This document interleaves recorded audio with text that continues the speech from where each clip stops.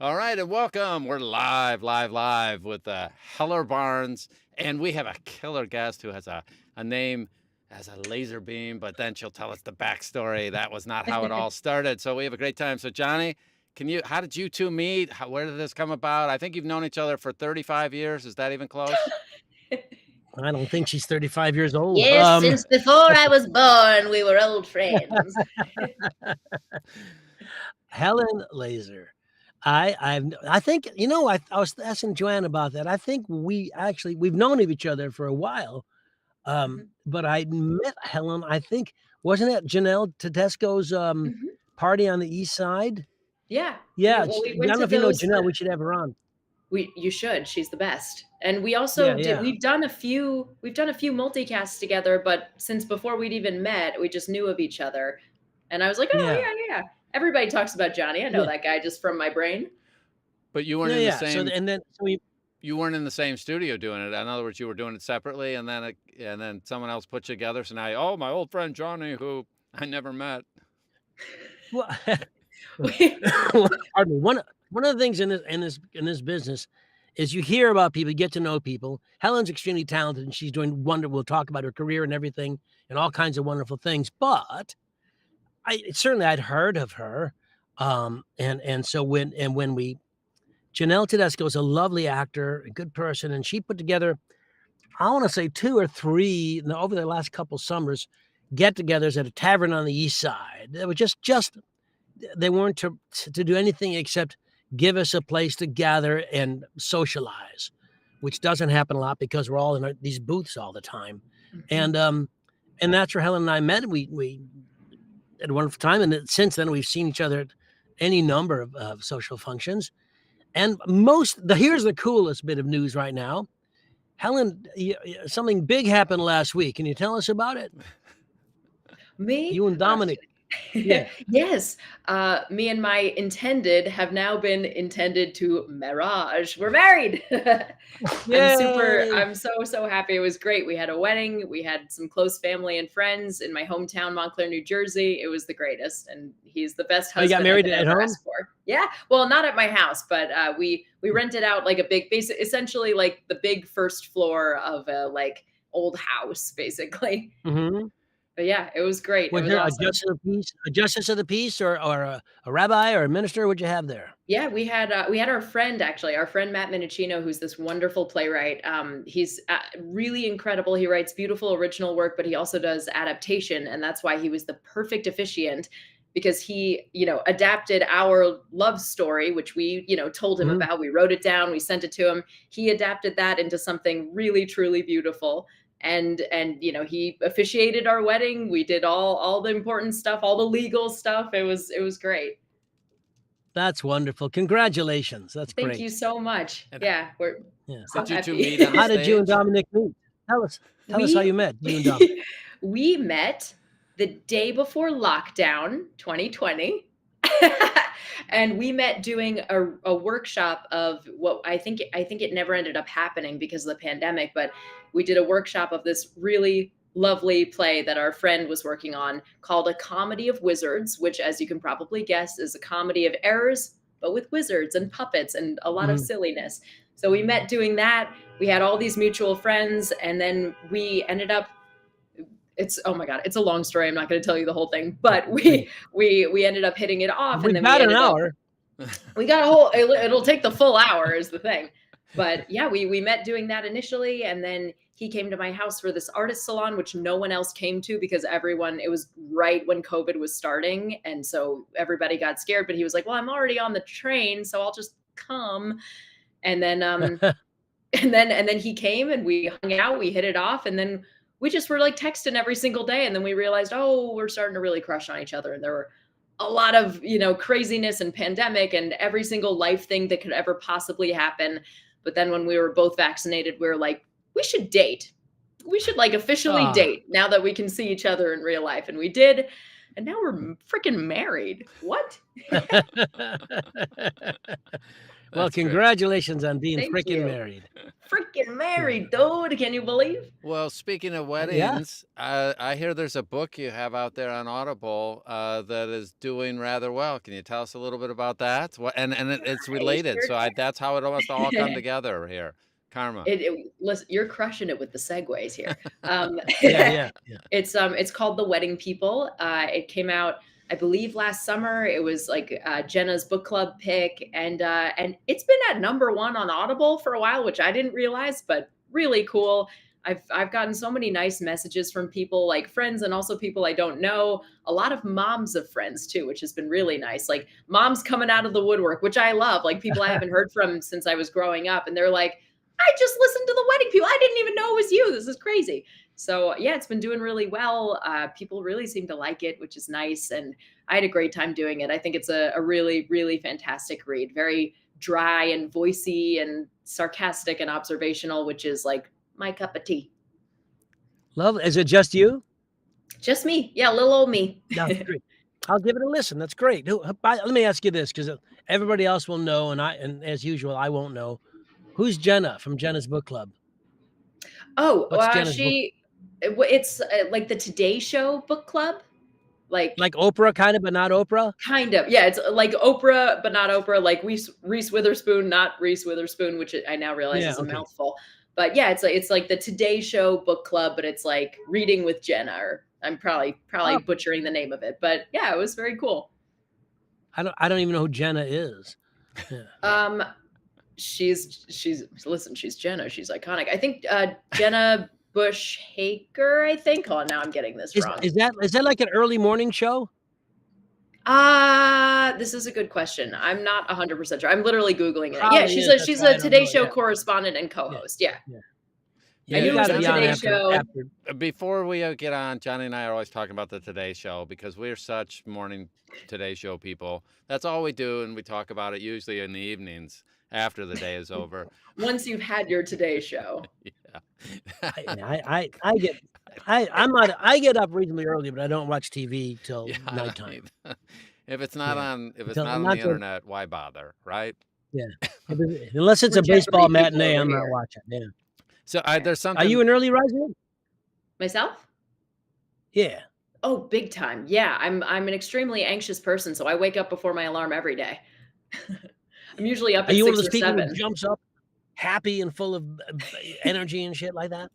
Well, to me, I'm not, but I feel like anyone who I've like any roommate, anyone I've ever been around, they're like, you are such a morning person. Like when I go to record in person at wherever it is, Hachette or John Marshall Media, I walk in, I say good morning, I say hi, and all the engineers are like, wow, you're really a morning person, aren't you? And we got a note Yeah, from, I get that too. we got a note from Lisa that What's that, says Don? it's Bush 41's daughter. So You know, Oh. it must I be was Jenna pretty Bush. sure, but I didn't want to assume that. But So- I was like, I think. Okay. Oh. So that's a good How way many- to become famous and become a correspondent, is to have your dad be a president. And I missed that whole Yeah. boat. Otherwise, I don't know would have from been on experience, today's but show. I hear it's so helpful. So now she's revised Yeah. that it's Bush 43, whatever the I- twins, Jenna. I wonder what Chelsea Clinton is reading. Yeah. Yeah. Okay. The Chelsea Clinton book club. Well, I was looking at your site right before we got started here. You had a comment here that I'm like, I got to talk to her about this. And here's a quote from you on your site. I believe deeply in, quote, negative capability and empathy. To me, those are the tools of a great artist. Do you remember? So tell, what do you mean by, I think I know, but I want to hear it. What do you mean by I believe deeply in negative capability? So in college, I studied John Keats for my like capstone class, and that's who I wrote my thesis on in school. And basically, he's really famous for obviously the poetry, but also his really beautiful letters that he sent to friends and his girlfriend, but that's a whole other thing. But and so in one letter, there was this sort of phrase that he coined or came up with, and I might be, kind of summarizing and butchering, the grander meaning of it. But basically, it's negative capability, and what the idea is basically to kind of luxuriate in not knowing the answer and being in a place where you're able to absorb and learn and like find out more about the thing that you are just starting to learn about. It's like I had a professor in college who would say, like, if you think you know everything about a subject, you don't, and you never will. because you want to basically be open and ready to learn, and like have an openness about it, rather than being like, well, I'm the expert, I have nothing else to learn, I'm done. So it's basically a slightly more obscure and pretentious way of saying that, like I'm a forever student. I'm always like thinking about things and wanting to learn more about things, and trying not to assume that I know everything, whether that's about other people and their experiences, or about art, or about a book I'm working on. Whatever it is, I'm open to new things. Awesome. That makes total sense. But now that I hear you explain it, I wonder if Keats was wrong in using the word negative, since it has a negative connotation, and what you're Fair. saying really isn't negative at all. You know what I mean? Nope, totally fair. Totally fair. Yeah, Yeah. we could discuss that for our doctoral thesis. We can do like a follow-up thesis. Yeah. It's Like, called "Fuck You, John Keats." Yeah, and a lot of people don't let my professor hear you say that. a lot of people though are uncomfortable being uncomfortable about something, especially as we get older. So I'm in my 60s, and a lot of my friends, they don't want to do something unless they can be good at it, quote unquote. Well, if you're in your 60s and you're going to do anything new, there's a period where I'm not good at it. It just doesn't matter. So I either only do things I've already done my whole life, or I go out and try something new. And it's really tougher as an adult to be a beginner, or have that openness that I'm going to suck at something for a period of time until I get better at it from being bad at it, but still doing it. And a lot of adults struggle with that. So that's a really great attribute on your part. And I hope something That's a everybody nice way to tries. segue into the audiobook world, where you have people of all ages. Quite often, people who have retired from whatever job they had or planning to, looking for a second career in the world of audiobooks, and they're in their 50s and their 60s, and it's totally new for them. And I'm not always impressed by what they do, but I'm always impressed by their determination, desire, and the idea that, hey, they're going to take on something totally new, something they're not facile in at all, that has nothing to do with what their current life is, but something they've always wanted to do, and now they're going to do it. It's like you see a lot of people at retirement time, they start taking up painting and art and things like that, because and there's a lot, you don't think about it because you think it's all creative, do what I want. There's all kinds of structures to writing, to drawing, to painting, and to doing audiobooks and things. And I find it wonderful. And apparently, and it keeps dementia at bay. Every time you learn more things, as you get older, continue to learn. Always that process has to happen. And I think for actors, it happens spontaneously anyway. But I think for others, you need to really concentrate on learning new things. Do Duolingo, study a language, do something. It's important. And having said that, tell us, Helen Laser, how did you get involved? Tell us about you got out of college, a theater degree? Dual degree in theater and English. So give us the steps to that led you to the happy place where we find you now. All right, here's the steps summed up and squished. So I graduated from school with a degree in theater and English. It's like, if you can see the future, you'll know that came in handy later. But so I graduate and I go, okay, I need a way to make money. I don't know what that's going to be, but I know it's not going to be from theater, because, even if you are at the tippy top of your game and you're doing Broadway, you are not making that much money. Even, no matter if you reach the top, you're not really making enough to, support a family or anything like that. So I'm thinking to myself, okay, I got to figure out a way to make some money. I know that other actor friends of mine, people who are older than me, friends of friends, people that I used to babysit for growing up, they were doing voiceover and like television and commercials. And these were the ways to make money as an actor. And I was like, okay, cool. How do I do that? So I talked to my friend George Primavera. He's wonderful. He's an incredible voice actor. And he does all this stuff with Dungeons and Dragons, but he's incredible. Look him up. And I was like, hey, I want to do voiceover. I don't know how to do it. Can you tell me? He had this wonderful coach. I studied with her, mostly commercials. So I did a bunch of commercial work for a while. And then I booked a role on a CBS TV show, which meant I had to join SAG, which then was very exciting. And I wanted to join the union, and I'm very pro-union, but most of my commercial work was non-union, because most commercial work at this moment is non-union. And I was like, oh, okay. I went from booking, like a commercial every week like a commercial, whether on camera or voiceover every week to not that. So so I was like, okay, what do I do? And I knew obviously I knew about audiobooks as a like concept, and I was a huge fan of audiobooks as a kid. I was like just at the right age where books on tape were still a thing, and I had a little cassette, like, player and recorder, and it was like, this big, and I would listen before I went to sleep, and I had all my favorites, and so I really did grow up loving audiobooks. I come from a writer's household. My father's an author, so I was being read to all the time. I was learning to read at a young age. So I knew that audiobooks were a thing that you could do. I just didn't know how to do it exactly. So I somehow got myself an audition at Audible, like at Audible HQ. This is in 2019 in like September. I, figured out that connection. I pulled some strings. I asked for some favors. I said, please let me come in. Please let me audition. I went in, I auditioned. It went great. They were like, let's immediately start working with you. Woohoo. Yay. I start working with Audible. The pandemic happens.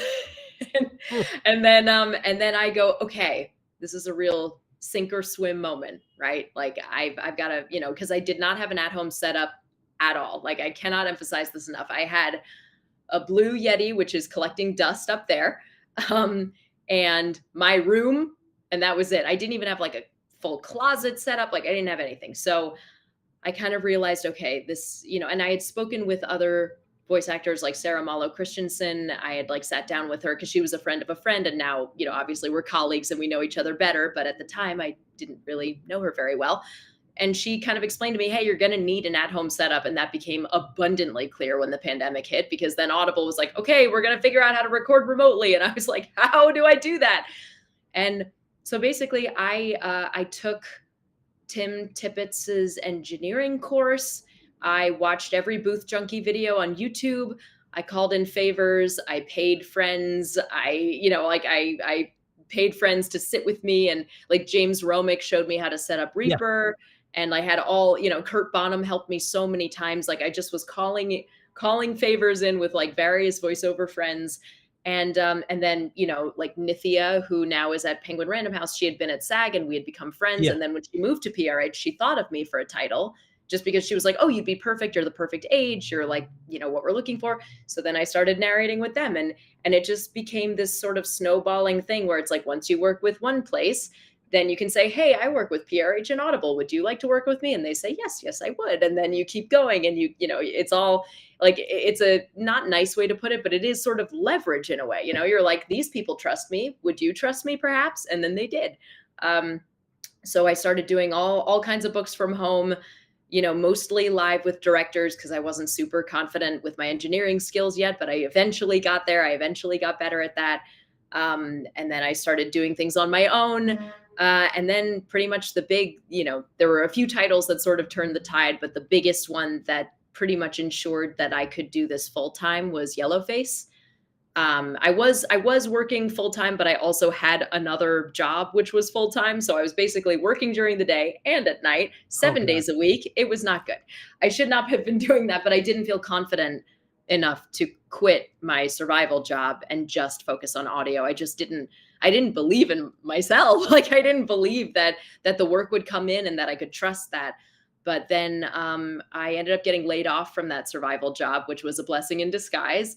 And then it was just a moment where I was like, okay, let's do this. Let's try it. If it doesn't work out, it doesn't work out. But at that point, like my now husband, Dominic, would tell you, he was like, you could have gone full time long ago. Like you're crushing it. Like you're winning awards. Like you can do this. You're great. Like, why are you worried about this? But, I was always taught to be very careful about money, very frugal, very like, just making sure that all. Did you ever have any doubts? You may have had some doubts about the economics of it all, but did you ever doubt? Did you ever doubt your ability, your talents? There have been times when I definitely have, but I've been really, really fortunate to have really, really kind people in my life who, especially engineers, actually. Like there's this one engineer who I really love named Frank Lopez, who he moved out of the country during the pandemic, but he's still like a really dear person to me. And I remember when I was at Audible, I was like, "Oh, I'm messing up. I'm sorry. I messed up a couple times on that last page. I apologize." And he was like, "You mess up a lot less than most of the people I work with, and a lot of the people I work with have been doing this for 20 years. I know you're in a void and you don't know what other people are doing." But he was like, "You're fine. Like, you really Yeah. don't have to worry at all." Because like I thought I needed to get everything right on every page all the time.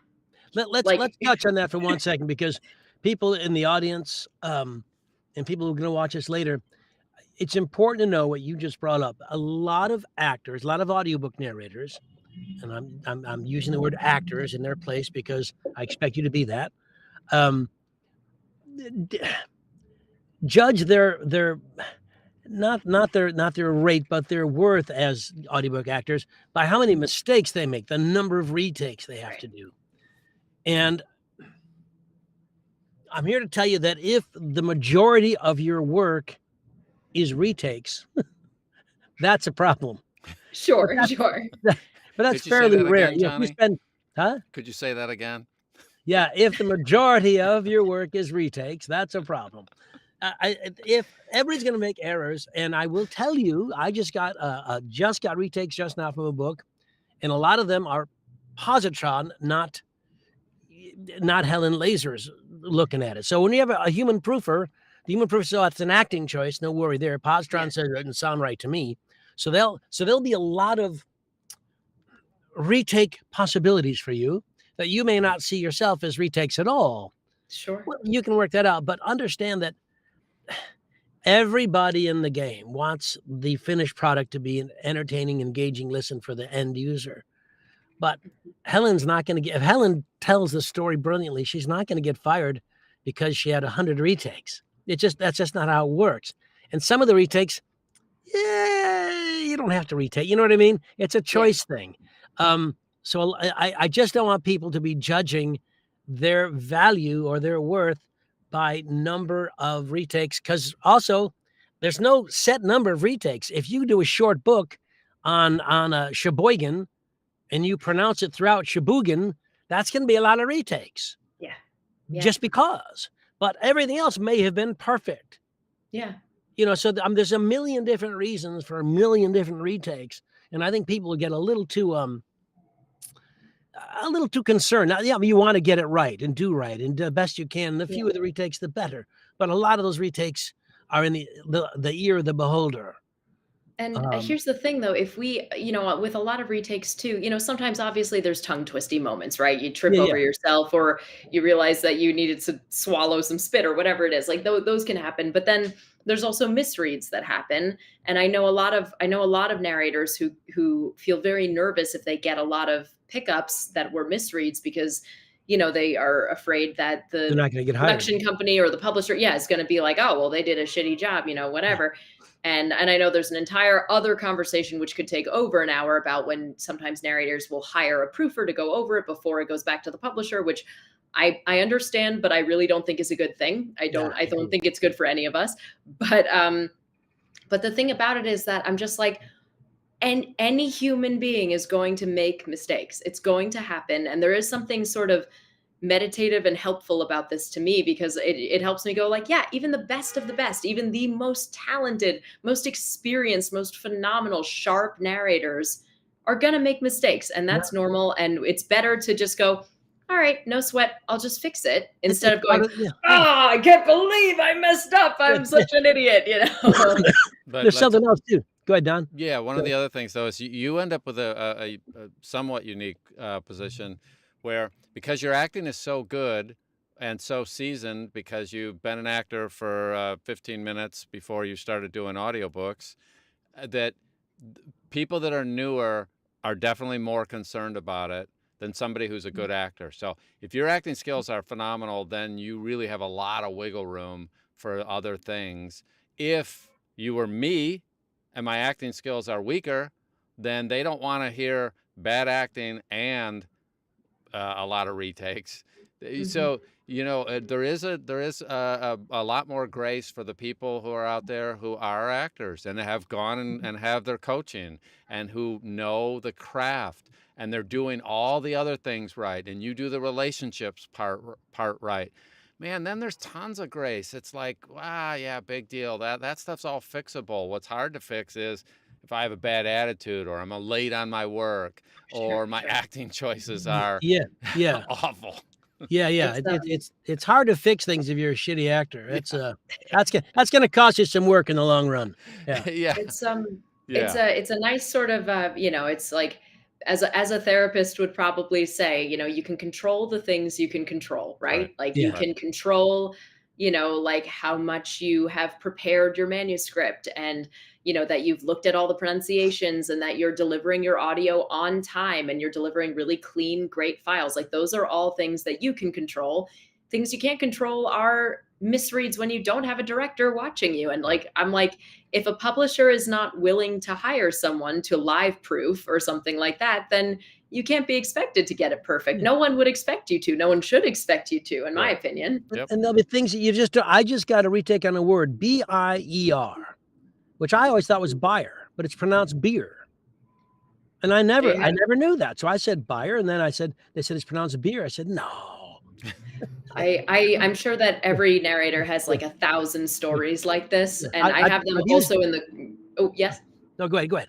Oh yeah, I was going to say that I have this happen obviously all the time with narrating, but a story that I like to tell if I'm ever teaching to my students was when I was in the commercial world. One of the first auditions I did for one of my first agents ever was for a very particular frozen French fry brand, and I thought to myself, oh, I'm going to do the best job. I'm going to do a really great job on this tape, and she's going to say, wow, I'm really glad I'm working with Helen, and I'm going to really impress her. And so I sent the tape, and then like 5 minutes later, I got an email back that was like, it's not pronounced Orida, it's Orida. And I was like, Orida. I was like, no, like, I was so embarrassed. And so I teach that when I teach students, especially for commercials, but for audiobooks too, I go, look up words you're not sure about. Obviously, there's going to be some where we were pronouncing it wrong our whole life, but like if it's a brand name, if it's a proper noun, if it's a name of a place or a river or a mountain and you've never heard it before, just for the love of God, look it up. Like, don't guess. Don't guess Helen, on it. are you coaching audiobook students now as well? Rarely. I basically do it when I'm asked to. I don't Well, have like a I'm side gonna ask you hustle to or, talk to me about it later on Oh, next week. sure. Or something, Yeah. 'cause we'll talk because I can I put Yeah, I'd be on happy to. workshops and there you are. Oh, Yeah. yeah. Yeah, I do. I teach workshops and, group classes. I do private coaching, but it's really just if Yeah. someone asks me to. So, Johnny, Yeah. ask me. Well, let's take a look at our first question. I can't read who it's from. It looks like Elkie Summer to me, but I can't see it. Yeah, it's Ellie. Oh, So whenever, Oh. so tips for narrator voice with changing point of view characters, male, female, and one is point of view of the wise mentor. Should narrator voice be the same throughout or slightly different? So which I of know you for wants to me, start? I'm changing it. I'm making it different. It um, or for like if it's dialogue, if it's just the narration part of the, like once upon a time this happened, if it's like the third person or, whatever it is, I keep that consistent. But if there's dialogue with different characters, I'm going to make them really different so that they're really clear and it's really easy to know who's talking. I agree with that. I'm not sure I understand the question though. If you mean does the narrative voice, if it's Helen throughout narrating the book, it's Helen throughout. The character she plays will be different because she gives them different voices. But if it's chapter 1, Helen's take, chapter 2, Johnny's take, chapter 3, Oh, Don's take, well, that would generally, rarely would that be the same narrator for one yeah. thing. If it But is the sometimes, same, occasionally it is. yeah, Occasionally. I mean, I've done I change it though. I just did one where it was like 6 points of view, but they were all women. So they were like, you'll do it. And I was like, oh, okay. Yeah. I changed it for each one. So, this chapter, like this is Elena's chapter. And then this is Dawn's chapter. And exactly this is right. Jennifer's chapter or whatever. I would do that as well because if it's a different point of view for each chapter, that's what we're discussing. And that anything can happen in the world of literature, anything. So if it's a different point of view, I do think you need to give your narrator a little difference than Helen throughout it. It's got to be this part of Helen, the Elaine that's in Helen, the Mary that's in Helen, all those things, because otherwise the listener doesn't know who it is. And while you may be asked to be a whole bunch of different people say, oh my God, how do you do that? And the answer is that's what acting's all about. That's why we love to do it. That's why we do this, I think. So I think if the question is, do you change for characters, of course, and do you change for narrators in a given chapter if it's a different narrator or a different point of view? Sure, you have to. Whatever the book requires of you is what you have to do. I hope that answers the question. So how do you guys feel about positron? I know. We all just went like this. So I can feel the love is all I'll say. Whoa. Yeah. So it's good. But wait. So positron. I'll just say as an overview. Positron's a tool. Yep. And you can love it, hate it. It's really not that. It's not so much. It's can you use it to your advantage if you're going to use it. And I do know that there are some of the smaller publishers who are asking people to send in. Along with it, send in a positron report. And because they are smaller publishers, right? And you know, so there are some smaller ones that are asking for that report to come in. That's not the majors these days, but you know that could change at some point. And positrons, the problem with the question is first impression from these two is going to be. Go ahead, tell your first impression. About how we feel about positron? Yeah. The truth. Well, you love it. I know. I will. You adore it, don't you? I would say, as far as when you receive pickups from positron, Johnny kind of touched on this earlier, and I fully have had the same experience and fully agree. It will often pick up on things that were either an acting choice or an accent or perhaps like, you know, sometimes it'll be like a name, like a name that's in an accent or regardless. I once received, I think 500 pickups from positron. And when I listened, I could not hear, it kept saying noise in the background. Yes. And I'll tell you what, I took the MP3, I found that moment in my file, popped it into my DAW. I turned it all the way up so I could hear it. Like even if you higher than it would ever be.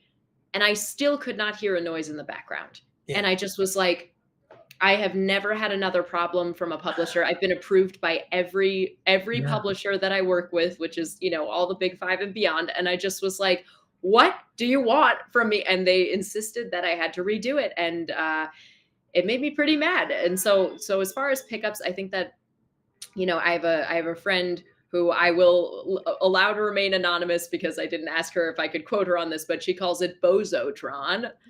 Ooh.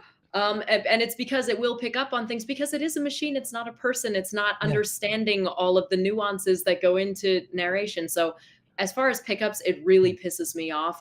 For pronunciations, it can be very helpful, especially like I'm doing a book now that has a lot of pronunciations in Arabic and German. And it can be very helpful to be able to just copy, paste the word in, be like, okay, great. I've got a native speaker speaking the word, very helpful. Sometimes it's AI and I don't like that because it's almost never correct.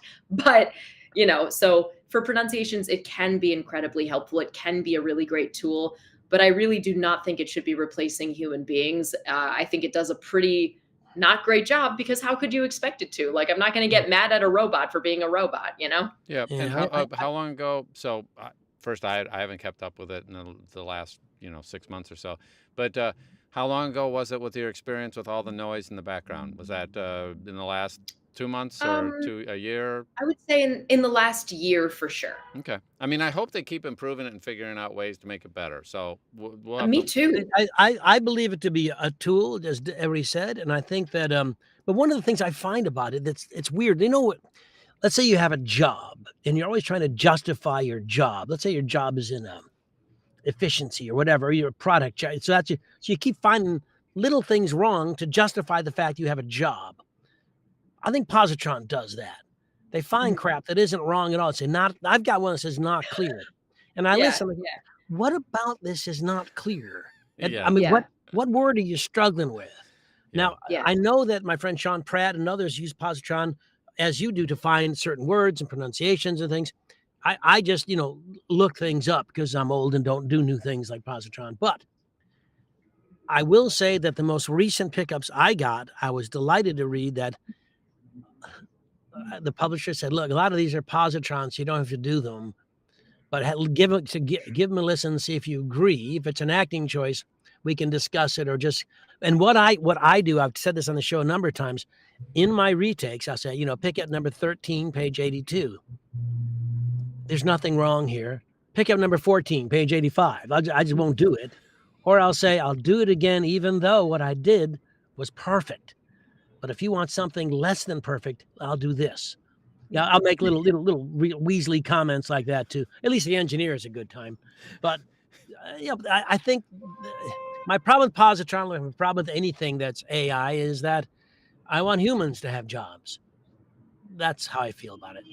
So there. Let's have some more questions like that irritate us. Yeah. Yeah, let's all get mad. And it is a tool. Now, my only hope is that it continues to get better, and they give you the ability over time to shut off certain things and say, don't tell me about background noises, or don't tell me about this, or that it gets more discerning over time. I would expect that they would continue to refine it. So it is one thing that it's our feelings about it today. 6 months or a year from now, maybe they'll have maybe it'll still be, we have the exact same feeling 6 months, but it is a tool. It should get better. Hopefully it will, and use it for what it's good at and ignore the rest. So amen. Keith Brown said something here because that follows up on this. In romance, you often play 3 to 6 different first person quote narrators. So obviously Keith does it, and doesn't try to keep it all the same. So that goes back to the question from Ellie. I don't even know what romance is, so I wouldn't even, never heard of her. You did once. You got Lisa. Yeah. So, hey, just as a total aside, had nothing to do with narration, but I find this fascinating. On your bio, it says you're a seamstress and you make your own clothes out of recycled material. How in the world did you get started? But that's like, I'd be wearing bags or, trash bags if that's what I was doing. So how in the world did that get started? Well, I bought a sewing machine. I saved all my allowance when I was in high school, and I bought myself a sewing machine. And I have been using it on and off since then. Like, obviously, I didn't bring it to college, but then post grad, especially kind of during the pandemic and after, I really started getting back into it. It's a really lovely way to do a few things. One, you're saving things from the landfill. So I make clothes out of bed sheets, tablecloths, old fabric that people, neighbors aren't using, and they know that I'll do something with it. Actually, back there, I'm sort of backwards, but that's all fabric. Oh. And so it's a nice way to take things out of the landfill, but also I'll see a dress that I think is so beautiful on the internet, and it'll be like $500, and I'll be like, well, obviously I'm not going to spend $500 on a dress. I'll just make it, whatever. I'll just make something like it, and so I'll just I'll kind of duplicate things that I've seen that are like a very fancy brand or something, and I'll just make it for myself instead. Is it perfect? No, but it's more special. It's like creative. It lets me use my brain in a really specific, creative way that is completely divorced from narration and acting, which I really love. I think for every artist, it's really important to have an art form that is pure hobby, not monetized in any way. Like, I do not take commissions. I will occasionally tailor something for like a close friend if they, if they like need a skirt hemmed and they don't want to take it to the tailor. I'll occasionally say yes to that. But anytime people ask me for a dress or a skirt or whatever, I don't do it. It's just for me. It's not monetized. I just want there to be something in my life where I'm not thinking about like, how can I find a way? Like, there's got to be a way to make money off this. Like, I don't want to do that. Don has some. Don makes counterfeit $10 bills in his basement. He's working on that, which I think is a good. Well, I would say that's probably monetized. Yeah. Well, not yet. He's got Alfred E. Newman on the front of it. I had someone. I'm making kombucha. What, are you really? I really am. No, I brew. This is the first time I've drank it on camera, but. Yes, it looks good. I'm doing kombucha. It's just the same sort of thing. Somebody asked me the other day, they heard I was doing it. They go, "Are you going to sell it?" I'm like, "Sell it? No. Yeah. I'm making it for me. It's that's it. And there's no way I'm doing this for. I mean, I get full control of the ingredients. I get to figure it out. It took me a few batches to figure it all out. But same kind of thing that I just think people who are artists You're either going to train your dog, that maybe that's your passion, or do something with your kids, or do something with sewing is fantastic. But having some sort of outlet that you can take your creativity that you've spent your whole life doing, no one's paying us for it. It's a Yeah. great thing, and it's kind of My, interesting my, to my think big about. accomplishment, my big accomplishment for like a week could be successfully mixing iced tea and lemonade. There it Yeah. is. Yeah, it's a big deal here at the Heller Not household. monetized. Yeah, no, That's no. like, that's just for you. Well, You it's could have also the nice, Heller like, brand. You know, you you're could have not, it hotter than Heller. it's nice to not be beholden to like a client or a boss or like, you know, a producer or a director. Like, it's nice to have something where it's just like, I'm the Your own boss of it. thing. Yeah. It's my own Yeah. thing. I'm not having to please someone else. I'm making it to please myself. I think we're very trained anytime you come up with a new hobby or a new skill, like the first thought is how will I sell this? How will I make money off it? And I think it's a bad way to think, you know, I and it's agree. good to have pleasure, just creative, pure pleasure Because and that skill. gets in the way. Joanna and I both like to write. And a Mhm. lot of times you start writing, you get an idea and you start writing things. Oh, it's pretty funny. Now, geez, if I make this into a play, where can I get it performed? Or if I make it a story, where do I market it? But just write the fucking thing. And then see what may happen, you know? Yeah. But I think it's wonderful to have, while we are in creative arts, all of us, and our audience as well, there's always creative outlets that help you. Because if you're playing, let's say Keith is doing one of his romance things, but he really Mhm. feels like doing something else. Sometimes he's an opera singer. So let's say, you know, Belton in the opera on the corner would really fulfill him, you know? So that's fine. You need to find things that make you happy, particularly because we have monetized what we do as audiobook narrators.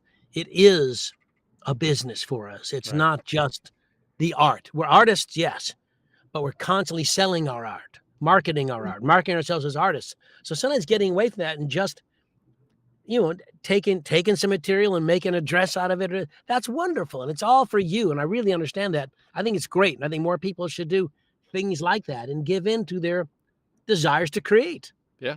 Yeah. Yeah. It It's felt really a good. bit, it's sort of similar to how I felt about when I went off to college when I was trying to make that choice. You know, when you're wanting to go into acting, it's conservative or conservatory Yes. or liberal arts. And I, you know, because I had other interests, because there were other things I was really interested in studying, I did not want to do a conservatory because I just knew that would be the wrong choice for me. So instead, I got to study English literature. I got to study studio art and do illustration and poetry and all these other things, which then enriched me more as an actor because then I was learning about all sorts of other different kinds of things. And it made me a better person, a better creative, a better actor, and it enriched me. So I think it's important to have those other things so that you have like a life outside of it. And then you can bring that life to your characters. And I want to make sure we get to our thing with the awards and stuff. But here's Don. Can you see that Chris I Walsh was just going to question bring there? that up that Chris had Yeah. a thing. So now we'll go back to nuts and bolts.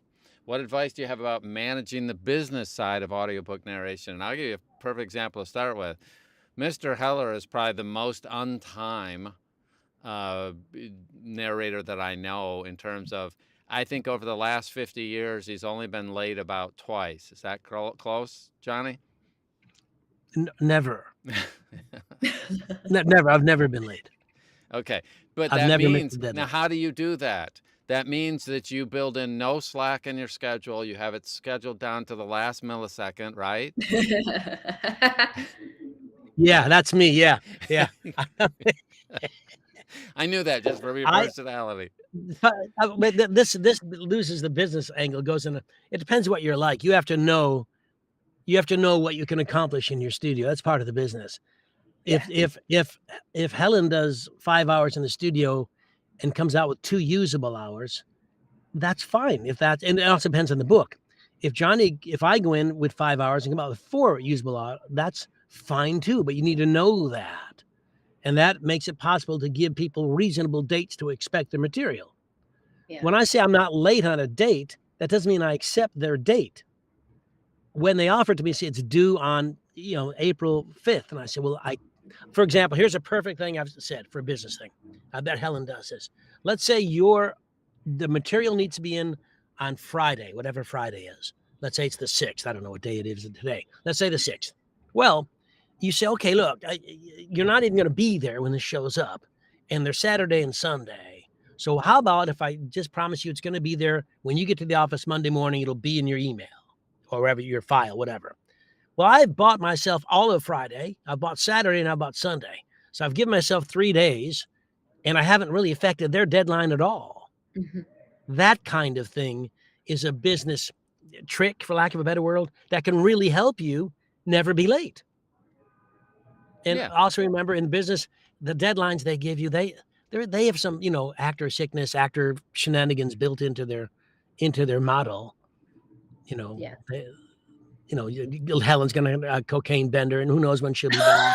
The way she does. That's me. Yeah. Well, that's You obvious. know it. Come on, Johnny. Come up with Um, something original. That's obvious.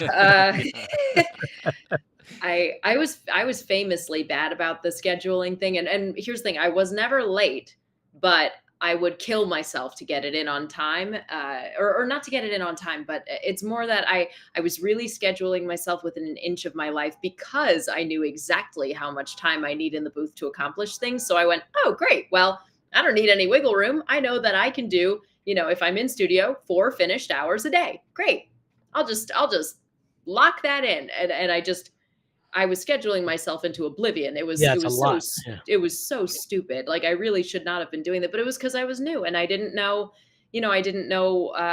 the right thing to do. And I kind of had to burn myself out. I famously, not this past Christmas, but the one before, it just, how it can happen where, you have your schedule. It looks great. December. I know when I'm leaving for Christmas. This is great. It's all scheduled. Great. Well, then a book that I'd done, that was part of a series, they were like, we want to actually do book 2 in December. Can we do it then? And I go, oh, well, I've got an extra week. Okay, sure. And then this other one came in, and then this other thing. And then finally I was like, there's no way. I am at my limit. There's no way I can do it. And then Harper came in with this title with a big author, and it would have been a really big deal, and the pay was good, and it was in studio, and it was like, it would have finished like the day before I left for Christmas. And then that set me over the top at 52 finished hours for the month. And I did not have the full month. And I accepted it and I did it. And then I went to Christmas and just like, was like, I was so messed up. But it was good that I made the mistake, because then I was like, I will never, ever do that again, ever. That was so stupid. I should not have done that. Everything was on time, which, here's the other bad thing, is I do always get it in on time. And so then that makes me go, oh, well, I can do it. So then I don't learn. So now I try to limit myself. I try to give myself way more breathing room than I need. And a lot of times someone will come and be like, we'd love to just directly offer you this book. It would be due, next month, whatever, on this date. And a lot of times they'll be like, how flexible, how much wiggle room is there on the back end? Like, could we maybe push it a week? That would be really helpful to me. I just want to make sure that I'm able to deliver it when you need it. Will that work? And usually they're pretty amenable to that. And I really appreciate it. And what Helen said there, Chris, was super important. Look, your question is very broad. We can go on for weeks, you can do a whole session just on it. But the important thing is know your own abilities very well and be honest about them. Understand the professionalism needed, that they give you dates. And if you agree to a date, those are your dates. But Helen brought up the idea of negotiating. What if we tag a few days on here? Can I do an extra week? The only way the answer is no is if you don't ask. And the same thing happens with the business side. Hey, Helen, I want you to do this great book for $150. She goes, well, my rate is considerably more. Is there room in the budget for more? And let's discuss that. Yeah. And there are ways to do that. I've done frequently. Someone says, will you do this book at this shitty rate? And I said, well, it's not a good rate. I said, I want to do the book. I want to work with you. How about if I agree to this at this number, and then you promise me 2 more books before the end of the year at my number? And then we make a deal. I mean, negotiating is key, because you're not just an actor. I say, hey, Helen, I got a barn. Let's put on a show. Those days are gone. It's not like that. I'm saying, Helen, I've got a job. Here's what it's going to pay. Can you do it? And he goes, I can do it if you can raise the pay to this. Otherwise, I can't. And when you say no, you have to, it's okay. And I say, okay, I can't afford Helen. Let me get somebody else I can afford. Hopefully I'll get something next time that I can afford, because I want to work with her. It doesn't mean you're a bad person to say no. You can say no. There's power in no. Yeah. So those are some tips, I suppose. And so, Chris, if you have some specific areas of the business that you are interested in advice, then be sure to post that too, because that we could Yeah. talk about 17 other things. How do you set Yeah. up your space? How do you calendar? Yeah. Helen mentioned she's a morning person. Mhm. Johnny, I don't think is a morning person, but I don't know that for sure. It's none of my business. I don't even care. I I go to don't bed even around 1 or care. 2, and I'm up around 6 or 7. Okay. And then I grab a nap somewhere in the middle because that's clearly not enough sleep. Yeah. Whoa. But I'll also, well, I want to get to something. This is super important because Helen's involved in this. I'm involved in this. In the sense, so we all know about the LA fires. Just tragic. And some of our dear friends in the community, God bless, they survived, but their homes, and for many of them, their earphone awards, their Sovas trophies, their Audi trophies, their you're my favorite narrator from the local fan club trophy. Those things went. So I got a call from, I'll tell you, somebody gets the credit they need.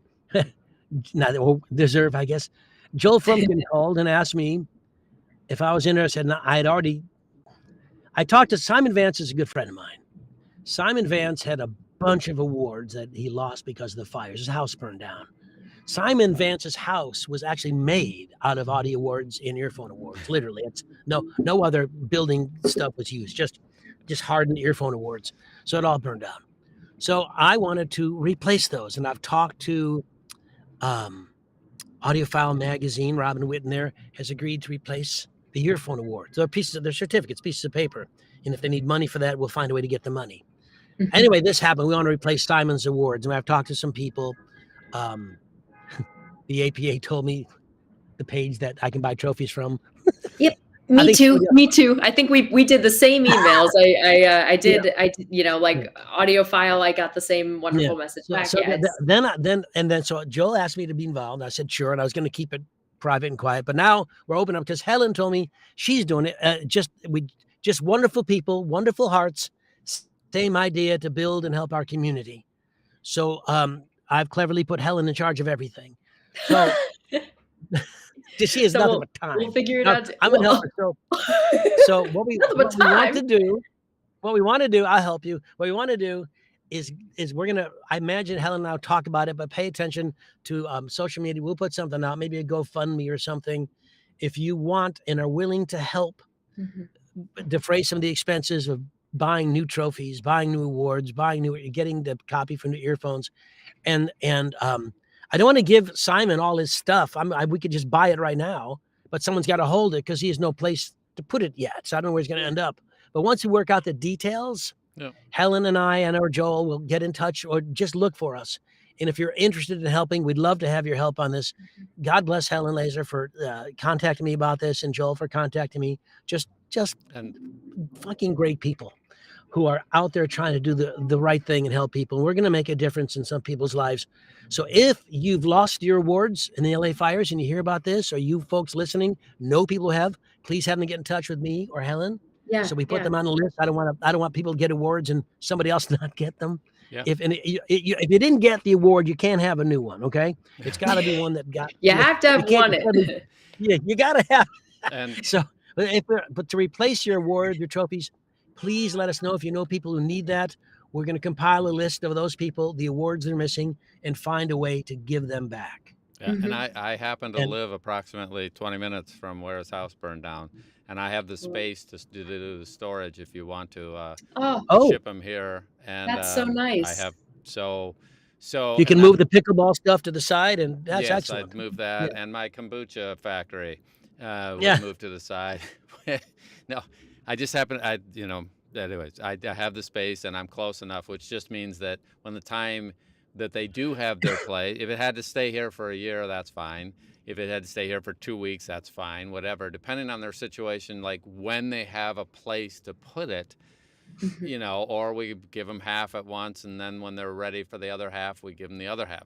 It's just, I have enough space to do that, whatever. We can work out details, so anyway. But watch out for Helen, me, and Joel, perhaps posting on social media. And if you want to be involved. You can, I imagine you can do it with trumpet sounds or anonymously, whatever you want. I don't care. but we want to do this. I think it's the right thing. Yeah. And God bless her, Helen came out of the blue, and I didn't know she was doing it too. So we decided to marry these two ideas. And that, not only does it speak to how wonderful Helen Laser is, but also how wonderful our community is. This is something people just spontaneously said, let's do this. And I just think, once again, it just tells us why there's a lot of goodness in our community in a world that sadly is devoid of a lot of goodness. So there's the bright light Helen Laser, ladies and gentlemen. Yeah. And Yeah. Helen, one of the things I know you have coming up here in the next hour or two, you've been cast in some sort of movie, and you're gonna go do a head cast. I mean, tell us about what they're gonna force you to do here today. Well, force is a strong word, but Okay. I have been cast in a movie, and they do need to take a mold of my head, like my whole head, I think. So directly after this, I'm hopping a train. I'm going to Brooklyn to have them put a bunch of silicone and chemicals and stuff on my head. They are going to bald cap me, thankfully, so that my hair doesn't get pulled out. And I'm very, very excited for that. And I'm hoping that they'll at least send me a picture when it's done, so I can see what my death mask would look like. Yeah. Let's see a picture of the bald cap too. So you look like with no hair. Yeah, I got to get a fashionable. I got to see if I'd look good bald. So this will be great practice. Yeah, if I ever play an alien. Can you tell us what the movie is, or is that hush hush? I don't know 100% if it's hush hush, so I'm gonna just err on the safe side. But okay. Dominic helped me tape for it. It's a really, really cool script. I've been doing a lot of kind of horror movies. I don't know if I'm a scream queen or what, but I've been getting cast in a lot of scary kinds of movies, and this one is gonna be like capital G gross, I think. So oh, nice. So prepare for that. I'm always getting shot or covered in blood or getting stabbed or whatever. Something's always happening to me. That's I think always I've got. I like to joke that I've got a face that's like, oh, it'd be a shame if something happened to her. That's right. You've got looks people will kill for. It would be sad. Or that they would kill specifically. Yeah, just kill. Yeah, get out of here. Yeah. So yeah, that's going to be an interesting thing. I'll keep you gents updated on the mold. And you're going to speak to a library organization coming up? Yeah. June, I believe June 29th, the American Library Association is having their annual conference. It's in Philly this year. Last year was San Diego. And I'm going to be speaking on a panel. I'm really, really excited about it. It was, I think because the title I narrated that made it onto their listen list was All This and More by Punk Shepherd, which is a choose your own adventure for adults book. It was really fantastic. And Dominic's actually about to start listening to it. One of his New Year's resolutions was, if you've won an award for a book, I'm going to listen to it. Oh. So he got it out of the library. He's going to start listening. I'm excited to hear what choices he makes, like which endings he chooses. But yeah, I'm going to go speak on a panel for the ALA. If you're in the Philly area, come say hi. It'd be really nice to meet you. Now, are they kind of promoting audiobooks? Is that part of what they're doing, or? I think so. Yeah. I mean, especially with this, it's the Russo listen list, and it's like a division of the ALA. And so there are, I think, maybe 12 titles on there that were just like, these were the audiobooks that we thought were the best from this past year. And it's like a nice way to kind of, support narrators and support audiobooks. And yeah, I think it's a really nice thing that they're kind of, incorporating that. That is great. Yeah, that's really cool. What do you have coming up, Don? Let's see. I'm playing in a pickleball tournament in a week, 2 weeks. 2 weeks. I'm nice. doing that for the first time. I'm drinking kombucha, and that's I'm working on my hidden my coding project that I've been doing for the last 3 months. I cannot believe I'm back to my roots, doing writing code. I want your pickleball career to pick up, so you can have groupies follow, like Baarns babes or something, follow you around. Yeah. The pickleball's what you said earlier. It's a hobby that I have no monetization happening on that, and no one's going to hire me to help them on that. But it's like all the rest of us. You have to do something outside of whatever our primary thing is. I tell Lisa sometimes my brain is just melting with some of the stuff I'm working on. It's just. And I use that as my physical therapy and chess match. It's a really good game for that. So doing that. Yeah, good to have a hobby that stretches your legs. Like I'm just like sitting in my booth cramped up all day and I'm like, God, I mostly I do long walks, but I love the idea of having something where you're running around and Yep. you're really super active in that way. Yep. But everybody's got to find something. And Johnny, I know, walks his dog consistently, and we have to get out of the booth at points, or we don't have to. But boy, is it a benefit. You think a whole lot better sitting there. You get more done in the time you're doing it. So, find your passion, whatever it is, and just do it. It's really All right, cool. let me do one quick commercial for what I've got coming, and Yep. then Please I've do. got Sean Pratt and I just finished a really wonderful weekend workshop here in New York. I think I'm not sure, probably in July or sometime this summer. Paul Rubin and I will do another one here in New York. And then the New England Narrator Retreat, October 13th to 16th. We don't have any single rooms on site, but we have a few doubles, and we do have cabins now that fit anywhere from 4 or up to 15, but that's crazy. But 4 to 6 or something in these cabins if you want. There's still room for you. It's our 10-year anniversary. So if you're thinking of coming, if you have any questions, drop me an email, a DM or something. But registration's open. It's really selling out. So if you want to come, I know it's in October, but if you wait till October, you won't get to go. Yeah. Simple as that. Yeah. Having said all that, Helen, thank you so much for joining us today. It's wonderful to see you. Your career is just a blessing to everybody, and you're just so talented and wonderful. I think the world of you, and I'll talk to you probably next week. We'll figure something out and start this replacement trophy drive here. Whatever. Sounds good to Have a me. clever name, and do send a picture of your bald pate. Yeah, if you can, and Lisa had a great comment here that if you can, if they allow you to take pictures, and when the time is right, you can go ahead and put those in the comments, so that I will try. people- I'll see if they'll take one, because I will have my Yeah. eyes will be shut, my mouth Come will be on, come on, you Yeah, can yeah, do yeah. it. I'll try. Yeah. I'll ask them to take my picture. I don't know if it'll happen because I'll have my eyes shut, but I'll As soon try. as you have the mask on, they'll say pizzas for lunch if you want any. Yeah. And I'll go. Yeah. All right. Well, we appreciate you being here. Be sure to subscribe. Be sure to share this with your friends. Be sure to like. Comments after the show are extremely helpful for the YouTube algorithm. So we appreciate you being here. Of course, we'll see you next week. And as always, we look forward to seeing you on the wires. Have a great day. Bye, all. Bye-bye. Bye. Bye. Helen, you're a dream. Thank you for having me. This was so nice. I